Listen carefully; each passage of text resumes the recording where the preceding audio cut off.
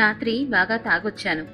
నన్ను చూడగానే నా భార్య చలిజ్వరం వచ్చిందాన్లా వణికిపోతోంది. నా పిల్లలు నన్ను బూచోడిని చూసినట్టు చూసి భయపడిపోతూ వాళ్ళెమ్మెనక దాక్కున్నారు.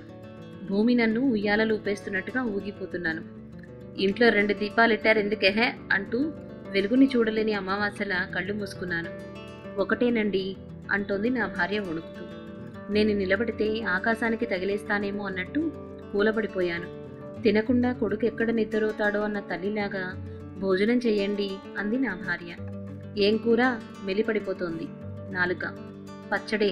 తప్పు తనది కాకున్నా శిక్ష తనకే అని నిర్ధారించుకున్న నిర్దోషిలా తను నిలబడింది. పిచ్చి పట్టినట్టు ఊగిపోయాను. పిల్లలు పక్కింటికి పరిగెట్టుకుని పోయారు. నేను తప్ప దిక్కులేనట్టు భయపడుతూ నిల్చుంది నా భార్య. తోలొలిచేస్తానేమనుకుంటున్నావో అంటుండగాని కడుపులో సారా సునామీ నోటి ద్వారా కెరటంలా ఎగిసిపడింది. నా దాసీలా దోసిలితో ఎత్తిపోసింది తను.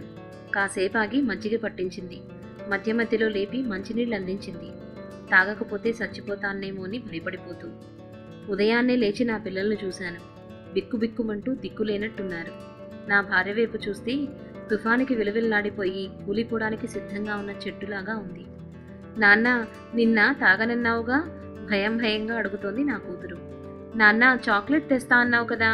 ఆశగా అడుగుతున్నాడు నా కొడుకు.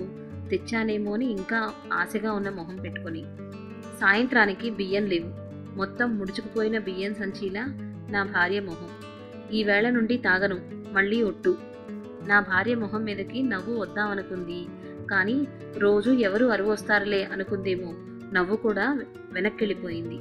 ఇంటి పక్క ఆవిడ అంటోంది నేను బయటికెళ్తుంటే, ఎందుకే వాడితో? ఆ పిల్లల్ని తీసుకుని పుట్టింటికి పో అని. ఎక్కడికెళ్ళినక్క? నేను వెళ్ళిపోతే ఆయన ఎవరు చూస్తారు అంటోంది నా భార్య కళ్ళనీళ్లు తుడుచుకుంటూ. పనికెళ్ళాను. సాయంత్రం రారా, చుక్కేద్దాము అన్నాడు నా సహచరుడు. నాకు వినిపించినట్టే వెళ్ళిపోయాను. ఇంట్లోకి వెచ్చాలు పుచ్చుకొని పిల్లలకు చాక్లెట్లు కొన్నాను. తొందరగా ఇంటికెళ్ళాను. నా పిల్లలు నన్ను చూసి పక్కింటికి పారిపోబోయి ఏదో పండగొస్తున్నట్టు ఆశ్చర్యంగా ఆగిపోయారు. నా భార్య మొహం ఇల్లంతా అలికి ముగ్గెట్టినట్టు మెరిసిపోతోంది. నా బిడ్డలు పరిగెట్టుకొచ్చి నన్ను అల్లుకుపోయారు.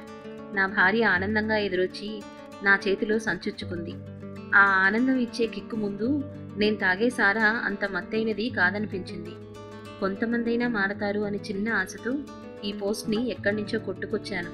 ఎవరో కానీ బాగా చెప్పారు కదూ.